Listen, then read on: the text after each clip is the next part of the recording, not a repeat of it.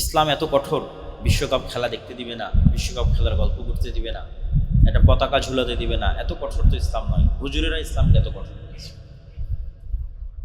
কিন্তু আমরা হালাল হারামের প্রশ্নে যাচ্ছি না, আমরা যাচ্ছি মানুষের জীবনের লক্ষ্য এবং উদ্দেশ্য।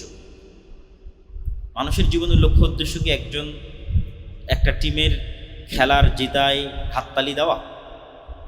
মানুষের জীবনের লক্ষ্য উদ্দেশ্য কি জমি বিক্রি করে পতাকা টাঙানো? মানুষের জীবনের লক্ষ্য উদ্দেশ্য কি সালাতে না উঠা, তাহাজ্জুদে না উঠা যখন রব্বুল আলামিন ডাকে, কিন্তু খেলা দেখতে উঠা?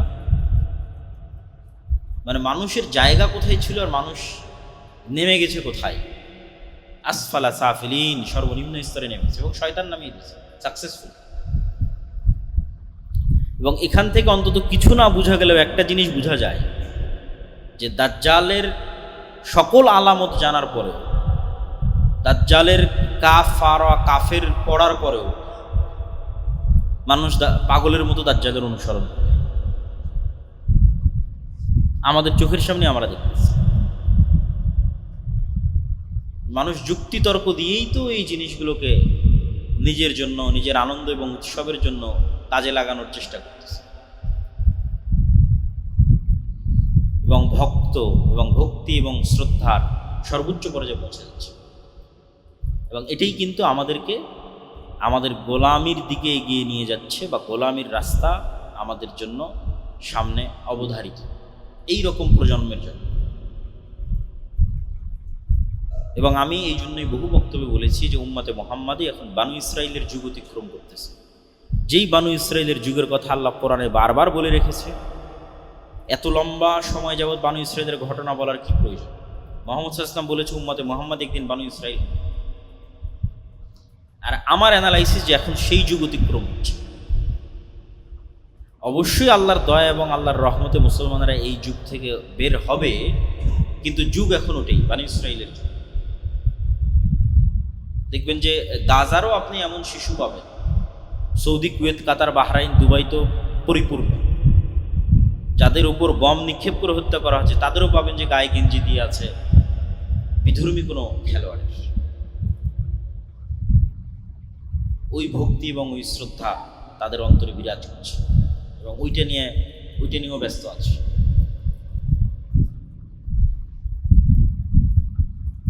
তো আমরা যতক্ষণ আমাদের জীবনের লক্ষ্য এবং উদ্দেশ্য ঠিক না করতে পারবো এবং আমাদের পরবর্তী প্রজন্মকে তাদের জীবনের লক্ষ্য এবং উদ্দেশ্য কোথায় সেটি না দেখাতে পারবো, কাজের অভাব নাই, এত কাজ, বিশেষ করে উম্মতে মুহাম্মাদীর কাজের অভাব। কেন আমরা মাজলুম, আমরা নির্যাতিত, আমাদের সময় নষ্ট করার সুযোগ নাই, অসংখ্য কাজ পড়ে আছে, কিছুই নাই।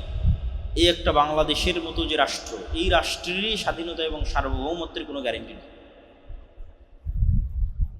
বাংলাদেশের মাটিতে বসে এখন একদল মানুষ বক্তব্য দিচ্ছে যে পলাশবাড়ির মতো জায়গায় বিশ্ববৃহৎ যে মন্দির নির্মাণ হচ্ছে, মূর্তি নির্মাণ হচ্ছে, ওইটা নির্মাণে যারা বাধা দিচ্ছে তাদেরকেই বাংলাদেশ থেকে বের করে দেওয়া, তথা মুসলমানদেরকে বাংলাদেশ থেকে বের করে দেওয়া।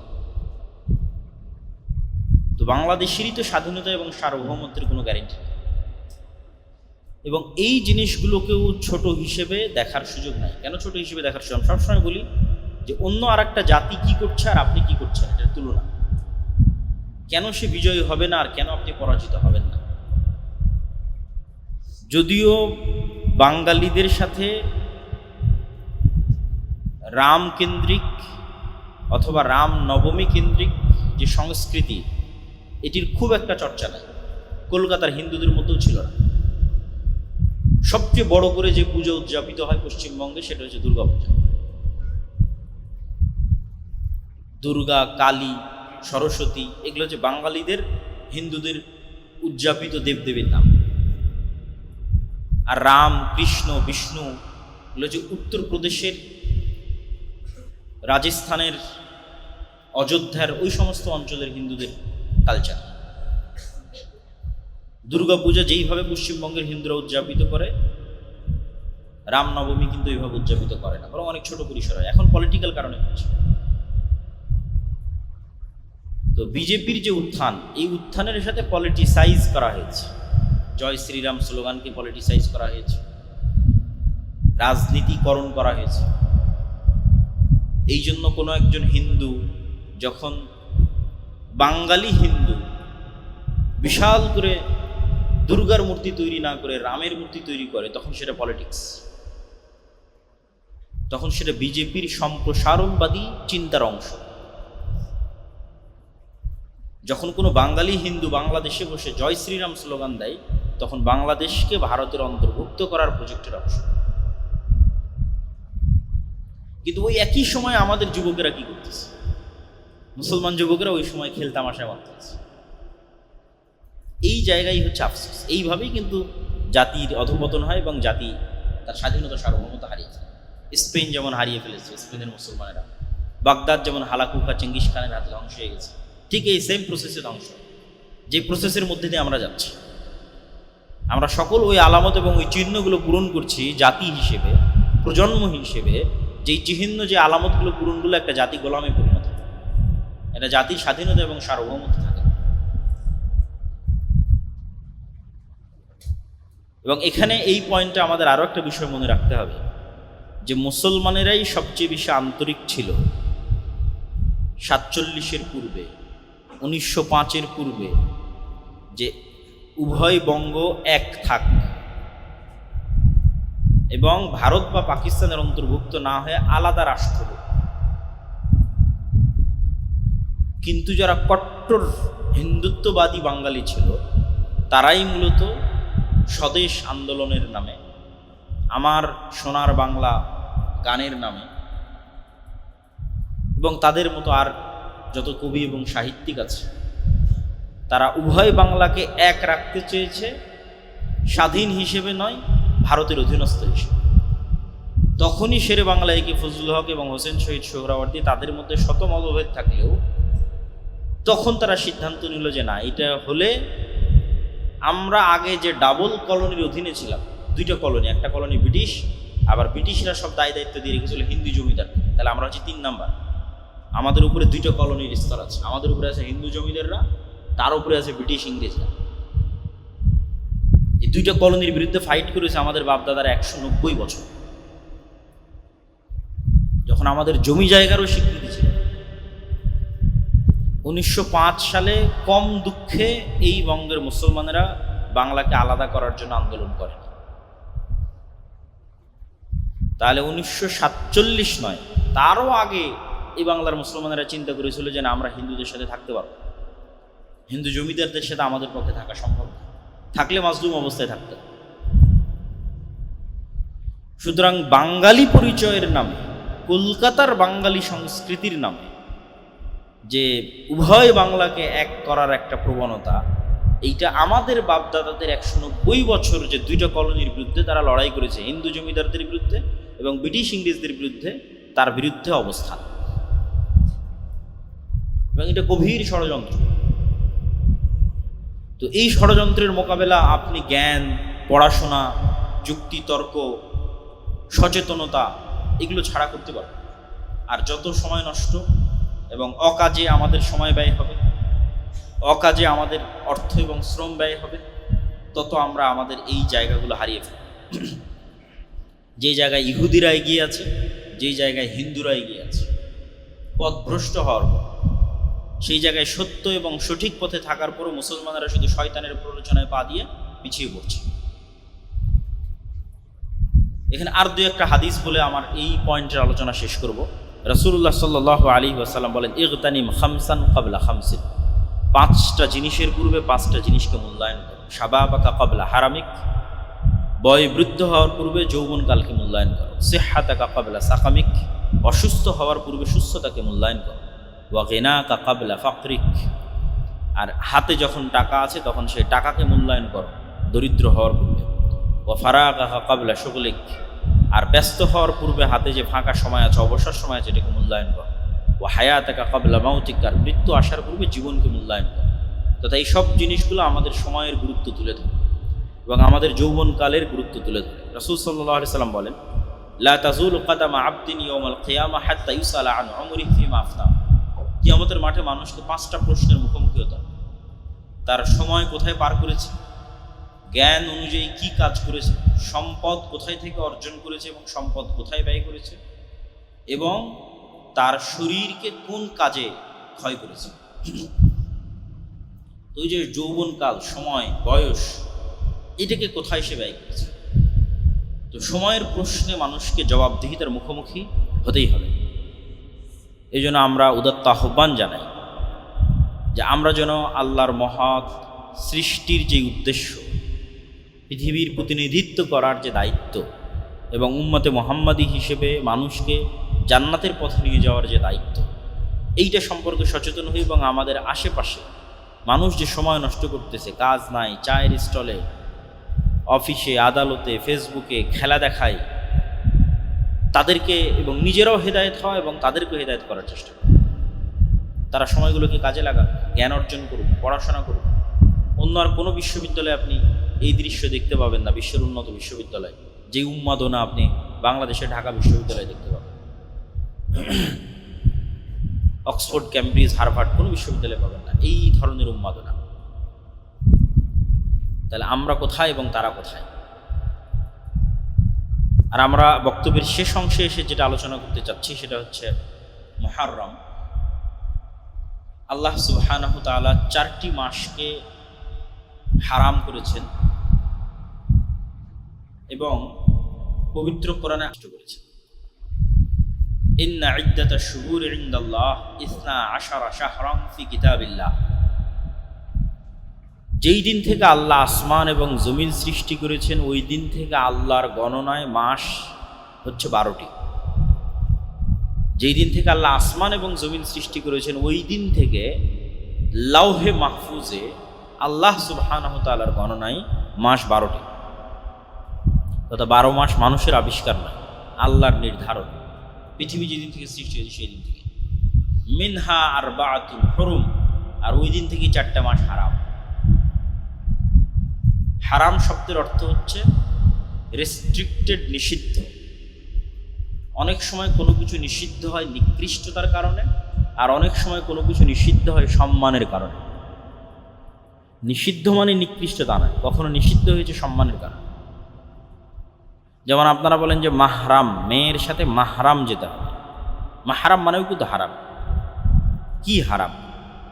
ওই মেয়ের সাথে যার বিবাহ হারাম সে তার মাহরাম। যেমন মেয়ের সাথে তার পিতার বিবাহ হারাম, নিষিদ্ধ। তো এই নিষিদ্ধ মানে একজন আরেকজনের জন্য নিকৃষ্ট না।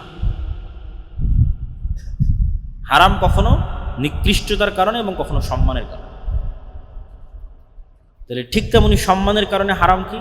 প্রাইম মিনিস্টার যে এরিয়ায় আছে, সংসদ ভবন যে এরিয়া আছে, রেস্ট্রিক্টেড এরিয়া।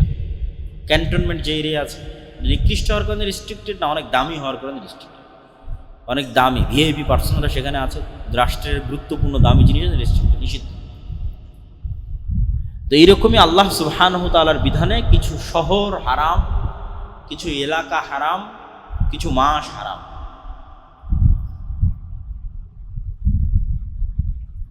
তো আল্লাহ সুবহানাহু তাআলার নির্ধারণে যেই মাসগুলো হারাম তার মধ্যে একটি গুরুত্বপূর্ণ মাস হচ্ছে মুহররম। পরপর 3 মাস, দুল কায়দা, দুল হিজ্জা এবং মুহররম। তো এই হারাম মাসগুলোর সম্মান হচ্ছে হারাম মাসে যুদ্ধ বিগ্রহ নিষিদ্ধ। যুদ্ধ বিগ্রহ নিষিদ্ধ মানে নিজে থেকে শুরু করা নিষিদ্ধ। এটাই হারাম মাসের সম্মান, যে কোনো মুসলিম শাসক, কোনো মুসলিম খলিফা এই 4 মাসে নিজে থেকে যুদ্ধ স্টার্ট করতে পারবে, বরং তার কোনো যুদ্ধ বন্ধ করার ক্ষমতা থাকলে বন্ধ করবে এই 4 মাসে। আর যদি যুদ্ধ চাপিয়ে দেওয়া হয় তথা আমার উপর কেউ হামলা করতেছে, তখন তার কিছু করার নেই। তখন আল্লাহ অনুমতি দিয়েছে যে ঠিক আছে, যতটুকু তোমাদের উপর জুলুম হচ্ছে তোমরা ততটুকু জুলুমের প্রতিবাদ করো। কিন্তু নিজে থেকে হারাম মাসে যুদ্ধ শুরু করা যাবে, মারামারি, গন্ডগোল, ফাটাফাটি শুরু করা যাবে, শান্তি বিরাজ রাখতে হবে। এবং এই বিধান মক্কার মুহাম্মদ সাল্লাল্লাহু আলাইহি ওয়াসাল্লাম আসার পূর্বের কাফেররা অনুসরণ করত। কাফের মুশরিকদের কাছে হারাম মাসের গুরুত্ব ছিল। আর হারাম এরিয়া হচ্ছে মক্কা এবং মদিনা। মক্কাকে হারাম করেছে ইব্রাহিম আলাইহিস সালাম, মদিনাকে হারাম করেছে মুহাম্মদ সাল্লাল্লাহু আলাইহি ওয়াসাল্লাম। তো মুহররম মাসের 10 তারিখ, আশুরা মানে 10ম, 10th, আরবিতে 10-এর আরবি হচ্ছে আশারা, 10।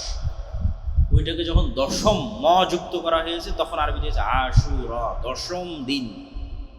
10 থেকে দশম, তাহলে আশারা থেকে আশুরা, 10 থেকে দশম, মুহররম মাসের দশম দিন। তো মুহররম মাসের দশম দিনের কি গুরুত্ব? এমনি অসংখ্য জয়ীফ হাদিস আছে, জাল হাদিস আছে যে সব কিছুই মুহররম মাসের 10 তারিখ। আল্লাহ পৃথিবী সৃষ্টি করেছে এই দিনে, পৃথিবী ধ্বংস হবে এই দিনে, আদম সৃষ্টি করেছেন এই দিনে, এরকম অসংখ্য কিছু রিওয়ায়াত আছে যেগুলো সরাসরি নির্ভরযোগ্য সূত্রে প্রমাণিত। নির্ভরযোগ্য সূত্রে প্রমাণিত কি? নির্ভরযোগ্য সূত্রে প্রমাণিত একটাই, সেটা হচ্ছে ইয়াউমা নাজাল্লাহু সুবহানাহু তাআলা ইয়া বানি ইসরাঈল আযকুরু নি'মাতি আল্লাতী আন'আমতু আলাইকুম, হে বানু ইসরাইল স্মরণ করো আমার নিয়ামতের কথা। ওয়াইজ নাজ্জাইনাকুম মিন আলি ফিরআউন ইয়াসুমুনাকুম সুআল আযাব ইউযাব্বিহুনা আবনাআকুম ওয়া ইস্তাহইয়ুনা নিসাআকুম ওয়া ফী যালিকুম বালাউম মির রাব্বিকুম আযীম। স্মরণ করো সেই দিনের কথা যেই দিন আমি তোমাদের ফিরআউন থেকে মুক্তি দিয়েছিলাম। ফিরআউন কি করতো? ইয়াসুমুনাকুম সুআল আযাব, নিকৃষ্ট আযাব দিত তোমাদের। কিভাবে আযাব দিত? ইউযাব্বিহুনা আবনাআকুম, তোমাদের ছেলে সন্তানদের জবাই করতো। ওয়া ইস্তাহইয়ুনা নিসাআকুম, তোমাদের মেয়েদের বাঁচিয়ে রাখতো। কি দয়ায় বাঁচিয়ে রাখতো মেয়েদের? না, একদিকে পুরুষকে হত্যা করা হচ্ছে, আর একদিকে পরিবারের সম্মান, মেয়েদেরকে বাঁচিয়ে রাখা হচ্ছে দাসত্ব করার জন্য, প্র্যাকটিক্যাল দাসত্ব করার জন্য, আর পুরুষদেরকে হত্যাই করা হচ্ছে। তাহলে মেয়েদেরকে বাঁচিয়ে রাখা হচ্ছে লাঞ্ছনা, যে একটা জাতির লাঞ্ছনা এবং একটা পরিবারের লাঞ্ছনার সবচেয়ে বড় আলামত যে ওই বাড়ির স্ত্রী, ওই বাড়ির মেয়ে, ওই বাড়ির মা মানুষের দাস, মানুষের দাস। ইউযাব্বিহুনা আবনাআকুম, তোমাদের পুরুষদের হত্যা করা, ওয়াস্তাহইয়ুনা নিসাআকুম, তোমাদের মেয়েদের বাঁচিয়ে রাখা হচ্ছে দাস হিসেবে। এই ভয়ঙ্কর শাসকের নাম হচ্ছে ফিরআউন। আমি মুক্তি দিয়েছি। ওয়াইজ ফারাকনা বিকুমুল বাহরা, সমুদ্রকে চিরে দিয়েছি তোমাদের জন্য, যেন তোমরা ফিরআউনের কবল থেকে মুক্তি পাও। ওয়া আগরাকনা আলা ফিরআউন, আর ফিরআউনকে ডুবিয়ে দিয়েছি এই সমুদ্রে। এটা পৃথিবীর ইতিহাসে যতগুলো বড় ঘটনা আছে তার মধ্যে বিশাল বড় ঘটনা হচ্ছে বানু ইসরাইলের মুক্তি পাওয়া আর ফিরআউনের ডুবে যাওয়া মুসা আলাইহিস সালাতু ওয়াস সালামের, এবং সমুদ্র চিরে দ্বিখণ্ডিত হয়ে যাওয়া। এই ঘটনা যেই দিন ঘটেছে সেটাই মুহররমের 10 তারিখ। এবং আজও ইহুদিদের কাছে এই দিন খুবই সম্মানিত, এবং তারা এই দিনের যে নামে তারা উদযাপন করে সেটা হচ্ছে ইয়াউম কিপ্পুর। হিব্রু ভাষায় যেটাকে আমরা আশুরা বলছি ওটাকেই বলা হয় ইয়াউম কিপ্পুর। তো রাসূলুল্লাহ সাল্লাল্লাহু আলাইহি ওয়াসাল্লাম যখন মদিনায় গেলেন তখন মদিনার ইহুদিরা এই দিনে সিয়াম পালন করত। তখন রমজানের সিয়াম আসেনি। তো রাসূল সাল্লাল্লাহু আলাইহি ওয়াসাল্লাম বললেন, তোমরা কেন এই দিনে সিয়াম পালন করো? তো বললো এই ঘটনা। আল্লাহ নবী বললেন, ফানাহনু আহাক্কু আউলা বিমূসা মিনকুম, বলছে মুসার খুশিতে খুশি হওয়ার হকদার তোমাদের চাইতে আমি বেশি।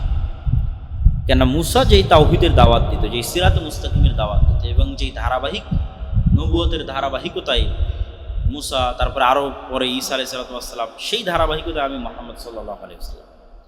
তাহলে মূলত মুসা আলাইহিস সালামের সকল কষ্টে কষ্ট পাওয়ার এবং সকল খুশিতে খুশি হওয়ার মূল হকদার হচ্ছে আমি। কেন? তোমরা এখন নামে মুসা আলাইহিস সালামের অনুসারী, কিন্তু কাজে পথভ্রষ্ট, অভিশপ্ত। তো রাসূল সাল্লাল্লাহু আলাইহি ওয়াসাল্লাম সিয়াম পালন করলেন, এবং ইহুদিদের বিরোধিতার খাতিরে একদিন আগে অথবা একদিন পরে আর একটা সিয়াম তিনি অতিরিক্ত করে দিলেন। 10ম দিনের আগে 9 তারিখ অথবা 10ম দিনের পরে 11 তারিখ, যাতে আহলে কিতাব তথা ইহুদিদের থেকে মুসলমানের ইবাদত একটু হলেও আলাদা। তো রাসূলুল্লাহ সাল্লাল্লাহু আলাইহি ওয়াসাল্লাম দুটো হাদিস, আফজালুস সিয়াম বা'দা রমাদান শাহরুল্লাহিল মুহররম, রমাজানের পরে আল্লাহর নিকটে সবচেয়ে শ্রেষ্ঠ সিয়াম হচ্ছে মুহররম মাসের সিয়াম। আর আরেকটা হাদিস রাসূল সাল্লাল্লাহু আলাইহি ওয়াসাল্লাম বলেন, সিয়াম ইয়াউমা আশুরা আহতাসিবু আলাল্লাহ আন ইউকাফিরা সানাতাল্লাতী ক্বাবলাহ। আমরা কিছুদিন পূর্বে আরাফার সিয়াম রেখেছিলাম 1 বছর আগের এবং 1 বছর পরের গুনাহ, আর রাসূল সাল্লাল্লাহু আলাইহি ওয়াসাল্লাম এটাতে বলছেন আশুরাতে 1 বছর পূর্বের গুনাহ। আল্লাহ সুবহানাহু ওয়া তাআলা আশুরার একদিন সিয়ামে মানুষের 1 বছরের পূর্বের গুনাহ ক্ষমা করে দেবেন। কিন্তু দুঃখের বিষয় হচ্ছে এই আশুরাকে নিয়ে আমাদের সমাজে অনেক আকীদাগত বিভ্রান্তি আছে, আর এই বিভ্রান্তির একটা ঘটনাও আছে কাকতালীয়। সেটি হচ্ছে হোসাইন রাদিয়াল্লাহু তাআলা আনহু। হাসান এবং হুসাইন রাদিয়াল্লাহু তাআলা আনহুমার প্রতি ভালোবাসা ঈমানের অঙ্গ, আলী রাদিয়াল্লাহু তাআলা আনহুর প্রতি ভালোবাসা ঈমানের অঙ্গ, সকল সাহাবীদের প্রতি ভালোবাসা ঈমানের অঙ্গ। আল্লাহর নবীর পরিবার পরিজনের প্রতি বিদ্বেষ পোষণ করা কাফের হওয়ার আলামত, মুনাফিক হওয়ার আলামত। কিন্তু মুহাম্মদ সাল্লাল্লাহু আলাইহি ওয়াসাল্লামকে যেমন যিশু খ্রিস্টের জায়গায় বসানো যাবে না, ঠিক তেমনি মুহাম্মদ সাল্লাল্লাহু আলাইহি ওয়াসাল্লামের কোনো সাহাবীকেও যিশু খ্রিস্টের জায়গায় বসানো যাবে না। যিশু খ্রিস্টকে তথা ঈসা আলাইহিস সালাতু ওয়াস সালামকে খ্রিস্টানরা কোথায় বসিয়েছে? এমন উঁচুতে নিয়ে চলে গেছে যে সারা পৃথিবীর সব মানুষের গুনাহ নিয়ে ঈসা আলাইহিস সালাতু ওয়াস সালাম মারা গেছে। নাউযুবিল্লাহ। এই জন্য ঈসা আলাইহিস সালাতু ওয়াস সালামের মৃত্যুকে উদযাপন করা, কাছাকাছি ওই সেম থিওরিতে চলে গেছে একদল বিভ্রান্ত মুসলমান হুসাইন রাদিয়াল্লাহু তাআলা আনহুর মৃত্যুকে। অথচ হুসাইন রাদিয়াল্লাহু তাআলা আনহুর চেয়ে অবশ্যই শ্রেষ্ঠ আশারায়ে মুবাশশার বিল জান্নাহ, জান্নাতের সুসংবাদপ্রাপ্ত 10 জন সাহাবী। অন্তত তার নিজের পিতা আলী রাদিয়াল্লাহু তাআলা আনহু তো অবশ্যই শ্রেষ্ঠ। তো যারা জান্নাতের সুসংবাদ প্রাপ্ত এবং তাদের মধ্যে যে 4 জন খলিফা, তাদেরকেও অনেককেই হত্যা করা হয়েছে। ওমরকে হত্যা করা হয়েছে, ওসমানকে হত্যা করা হয়েছে রাদিয়াল্লাহু তাআলা আনহু। তাদের হত্যা উম্মতে মুহাম্মাদির জন্য যতটা ক্ষতিকর, ওই সময়ের জন্য যতটা ব্যথার, দুঃখের এবং কষ্টের ছিল, হুসাইন রাদিয়াল্লাহু তাআলা আনহুর হত্যাও দুঃখের এবং কষ্টের, কিন্তু তুলনা করা সম্ভব নয়। তাহলে হুসাইন রাদিয়াল্লাহু তাআলা আনহুর হত্যায় যদি শোক পালন করতে হয়, তাহলে আবু বকর, ওমর, উসমান, আলী হত্যাতেও তো তার চেয়ে বেশি শোক পালন করতে হবে। আর তার চেয়ে বেশি শোক পালন করতে হবে মুহাম্মদ সাল্লাল্লাহু আলাইহি ওয়াসাল্লামের মৃত্যুতে। কিন্তু ইসলাম তো শোকের ধর্মই নয়, ইসলাম শোকের দিন নয়। সর্বোচ্চ স্বামীর মৃত্যুতে মানুষ শোক পালন করতে পারে 4 মাস 10 দিন সর্বোচ্চ। সেখানে যুগ যুগ যাবৎ আমরা একটা বিভ্রান্ত আকীদাকে লালন করে, যেই দিনে মূলত মুসা আলাইহিস সালাতু ওয়াস সালামের মুক্তিতে খুশি হয়ে সিয়াম পালন করার কথা, সেই দিনকে আমরা তাজিয়া মিছিল এবং বিভিন্ন কিছু এবং আশুরা মুহররমকে, যেটা শরীয়তে ছিল, মানুষ জানেই না যে আশুরা মুহররম মানে মুসা আলাইহিস সালাতু ওয়াস সালামের মুক্তি। সবাই জানে আশুরা মুহররম মানে হুসাইন রাদিয়াল্লাহু তাআলা আনহুর হত্যা। এইটা হচ্ছে পলিটিক্স। শিয়া এবং সুন্নিদের যে দ্বন্দ্ব, এটার শুরুটা পলিটিক্স থেকে, রাজনীতি থেকে। এবং গল্প বলাতে যেহেতু তারা বেশি এক্সপার্ট, উপন্যাস লিখতে বেশি এক্সপার্ট পারস্যরা, ফলত হৃদয় বিদারক এই গল্পকে অনেক হাইলাইট করে হৃদয় বিদারক অসংখ্য সাহিত্য তৈরি হয়েছে। বাংলাতেও অসংখ্য সাহিত্য তৈরি হয়েছে এবং এটাকে একটা কালচারে রূপান্তর করা হয়েছে। এবং এটাকে শোক পালন, এই দিনে শোক পালন করাকে এবং নিজের উপর জুলুম করাকে ইবাদত বানানো হয়েছে, যেটার সাথে ইসলামের ন্যূনতম সম্পর্ক নেই। মানুষ নিজের গায়ে আঘাত করবে ছুরি দিয়ে, হাজার হাজার মানুষ রক্তাক্ত করবে নিজের মাথাকে, কষ্ট দিবে নিজেকে, এর সাথে ইসলামের ন্যূনতম সম্পর্ক নেই। এগুলো সম্পূর্ণরূপে হারাম। মানুষ নিজেকে কখনোই কষ্ট দিতে পারে না, ইসলামে নিষিদ্ধ। লা তুলকু আইদিকুম, তোমরা নিজেদেরকে তাহলুকা, স্বেচ্ছায় ধ্বংসের দিকে নিক্ষেপ করবে, আল্লাহর আদেশ। এবং আত্মহত্যাও ইসলামে হারাম। এগুলো কাছাকাছি আত্মহত্যার মতো প্রভাব। তো এই ধরনের বিভ্রান্ত এবং ভ্রান্ত আকীদা থেকে বের হয়ে এসে আমাদের আশুরা মুহররমের সঠিক আকীদা এবং সঠিক বিশ্বাস লালন করতে হবে। হ্যাঁ, হুসাইন রাদিয়াল্লাহু তাআলা আনহু যেমন আলে বাইতের অংশ, আয়েশা রাদিয়াল্লাহু তাআলা আনহাও আলে বাইতের অংশ। আলী ইবনে আবি তালিব রাদিয়াল্লাহু তাআলা আনহু রাসূল সাল্লাল্লাহু আলাইহি ওয়াসাল্লামের এক চাচা, আবু তালেবের সন্তান। তো রাসূল সাল্লাল্লাহু আলাইহি ওয়াসাল্লামের তো আরও চাচা আছে, আব্বাস ইবনে আব্দুল মুত্তালিব, হামজা ইবনে আব্দুল মুত্তালিব, তাদের সন্তানেরা কই? তাদের সন্তানেরও আলে বাইতের অংশ। আব্দুল্লাহ বিন আব্বাস এবং তাদের পরিবার আলে বাইতের অংশ। তাহলে শুধু একজনকে যদি আমি সম্পূর্ণরূপে আলাদা করে নিই, আলী রাদিয়াল্লাহু তাআলা রাসূল সাল্লাল্লাহু আলাইহি ওয়াসাল্লাম মাত্র এক মেয়েকে বিবাহ করেছে, আর উসমান রাদিয়াল্লাহু আনহু 2 মেয়েকে বিয়ে করেছে। তো রাসূল সাল্লাল্লাহু আলাইহি ওয়াসাল্লামের 2 মেয়েকে বিয়ে করার পর ওসমান রাদিয়াল্লাহু আনহু হয়ে গেল আমার কাছে ঘৃণার পাত্র, আর এক মেয়েকে বিবাহ করার কারণে আমি তাকে হাইলাইট করে উপরে নিয়ে যেতে যেতে যেতে যেতে কেউ কেউ ইলাহ আল্লাহ বানিয়ে ফেলেছে আলী রাদিয়াল্লাহু আনহু। নাউযুবিল্লাহ। তাহলে এই তুলনাগুলো থেকেই তো বোঝা যায় যে এটার মধ্যে কোথাও না কোথাও গ্যাপ আছে, ভুল ত্রুটি আছে। যদি আল্লাহ নবীর পরিবারের প্রতি ভালোবাসা হয় তাহলে যিনি আল্লাহ নবীর 2 মেয়েকে বিয়ে করেছে ওসমান রাদিয়াল্লাহু আনহু উনি তো বেশি ভালোবাসার পাত্র, যদি আল্লাহ নবীর মেয়ের জামাই হিসেবে বেশি ভালোবাসার পাত্র। তাহলে এই জন্য জিনিসগুলো আসলে লজিক্যালি টিকে না, বরং এগুলো প্রত্যেকটাই মূলত পলিটিক্স। হ্যাঁ, এটা ঠিক যে যেই মুহূর্তে হুসাইন রাদিয়াল্লাহু তাআলা আনহুকে হত্যা করা হচ্ছে ওই মুহূর্তের শাসক ইয়াজিদ, কিন্তু উমাইয়াদের দারুল খেলাফা হচ্ছে দামেস্ক, আর নিহত হচ্ছেন হুসাইন রাদিয়াল্লাহু তাআলা আনহু ইরাকে। ইরাক থেকে সিরিয়ার দূরত্ব ভালোই এবং মধ্যে মরুভূমি থাকায় যাওয়ার রাস্তা অনেক ক্রিটিক্যাল, ফোরাত নদীর তীর ধরে ঘুরে যেত। ইব্রাহিম আলাইহিস সালাম যখন ইরাক থেকে সিরিয়াতে হিজরত করেছিলেন তখনও ওনাকে এইভাবে ঘুরে আসতে হয়েছে। তো শাসক আছে দামেস্কে, সরাসরি তার পক্ষ থেকে হত্যার আদেশের প্রমাণ ইতিহাসে পাওয়া যায় না। বায়াত যেন না নিতে পারে, আত্মসমর্পণ যেন করে, আমার হাতে এসে যেন বায়াত নাই, এই রকমের আদেশ আছে। কিন্তু মূল কালপ্রিট এখানে হচ্ছে কুফার মানুষেরা, যারা মুনাফিকি করেছে, যারা তাকে অনেক উৎসাহ দিয়ে মদিনা থেকে নিয়ে গেছে, আসেন আমরা আপনার পাশে থাকবো, অমুক করবো তমুক করব, কিন্তু যাওয়ার পর আর পাশে নাই।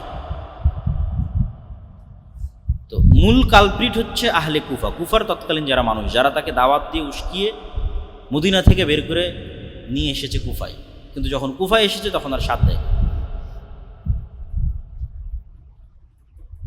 ঘটনা অত্যন্ত হৃদয় বিদারক। অবশ্যই ইয়াজিদ ইবনে মুআবিয়াকে এতটুকুর জন্য দায় দেওয়াই যায় যে সে হত্যাকারীর কোনো বিচার করেছিল কিনা, এই প্রশ্ন অবশ্যই উত্থাপন করা যায়। এই জন্য আহলুস সুন্নাত ওয়াল জামাতের পক্ষ থেকে শাইখুল ইসলাম ইবনে তাইমিয়া বলেছেন ইয়াজিদ ইবনে মুআবিয়া না প্রশংসার যোগ্য না নিন্দারও যোগ্য। নিন্দা করেও আমরা গুনাহের ভাগিদার হতে রাজি নই, প্রশংসা করেও কেন সে সাহাবী নয়, আলাদা করে তার প্রতি আমাদের কোনো জিম্মেদারিও নেই।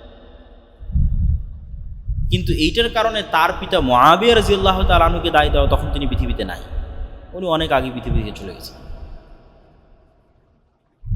মুআবিয়া রাদিয়াল্লাহু তাআলা আনহু আরেক সাহাবীর সন্তান, যে আবু সুফিয়ান, মুআবিয়া ইবনে আবি সুফিয়ান। আবু সুফিয়ান হচ্ছে আবু জাহালের পরে মক্কার কুরাইশদের নেতা। আবু সুফিয়ান রাদিয়াল্লাহু তাআলা আনহু মক্কা বিজয়ের সময় ইসলাম গ্রহণ করেন।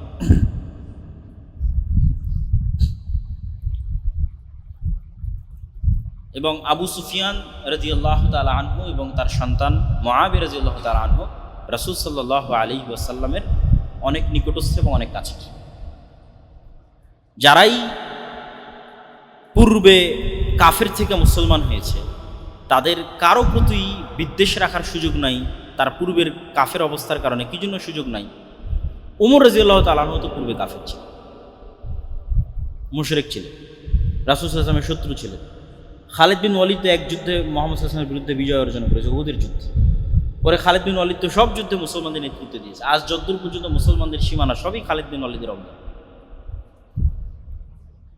তাহলে যেই কারণে আপনি ওমর রাদিয়াল্লাহু তাআলা আনহুকে ঘৃণা করতে পারেন না, খালিদ বিন ওয়ালিদকে পারেন না, ওই কারণে আবু সুফিয়ান এবং মুআবিয়া বিন আবু সুফিয়ানকে পারেন না। বরং ঘৃণা করা তো বহু দূরের কথা, ঘৃণা রাখলে মানুষ কাফের হয়ে যেতে পারে।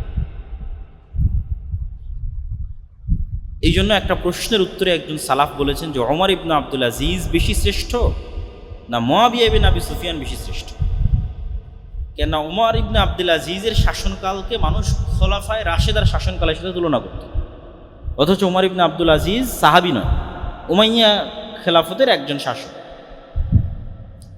তখন একজন সালাফি সালিন উত্তরে বলেছেন যে ওমর ইবনে আব্দুল আজিজের সারা জীবনের আমল আর মুআবিয়া ইবনে আবি সুফিয়ানের একটা সিজদা যারা রাসূল সাল্লাল্লাহু আলাইহি ওয়াসাল্লামের সাথে দিয়েছে, দুইটার তুলনা হবে না। সাহাবীদেরকে ওই সর্বোচ্চ মর্যাদার জায়গা দিয়ে রাখতে হবে। ফলত এই নিকৃষ্ট পলিটিক্সের মধ্যে ঢুকে ঈমান হারানো অত্যন্ত বড় একটি শয়তানের ষড়যন্ত্র। এই ষড়যন্ত্রে আমাদের পা দেওয়া যাবে না। আল্লাহ সুবহানাহু ওয়া তাআলা আমাদের মুহররমের 10 তারিখের যে সঠিক ইতিহাস সেটি জানার এবং মুসা আলাইহিস সালাতু ওয়াস সালামের যে মুক্তি এই মুক্তিতে আনন্দিত হয়ে সিয়াম পালন করার তৌফিক দান করুক আল্লাহ। আর বক্তব্যের শুরুতে আমরা যে আলোচনা করেছি, আমাদের দুনিয়ার জীবনের যে খেলতামাশার মাধ্যমে আমাদের মৃত্যুকে ভুলিয়ে রাখতে চায় শয়তান, আল্লাহর স্মরণ থেকে আমাদের গাফিল করতে চাই, শয়তানের সেই প্রজেক্টগুলোর আমরা অংশ হচ্ছে, আমাদের সময় নষ্ট করছে, আমাদের যুবক সমাজ সময় নষ্ট করছে। অথচ হিন্দু এবং ইহুদিরা কি করতেছে সেটা থেকে আমরা সম্পূর্ণরূপে গাফেল। এই যে গোলামির রাস্তা আমরা অবলম্বন করতেছি, বানু ইসরাইল হয়ে যাচ্ছে, বানু ইসরাইলদের মতো গোলামির রাস্তায় চলে যাচ্ছে। এটা বিষয়ে আমাদের সচেতনতা তৈরি করতে হবে এবং আল্লাহ সুবহানাহু ওয়া তাআলার সাথে সম্পৃক্ত হওয়ার মাধ্যমে জ্ঞান, গবেষণা, পড়াশোনা, কাজ, প্রোডাক্টিভিটি এগুলো নিয়ে ব্যস্ত থাকতে হবে। আল্লাহ সুবহানাহু ওয়া তাআলা আমাদের সেই তৌফিক দান করুক, আল্লাহুম্মা আমিন।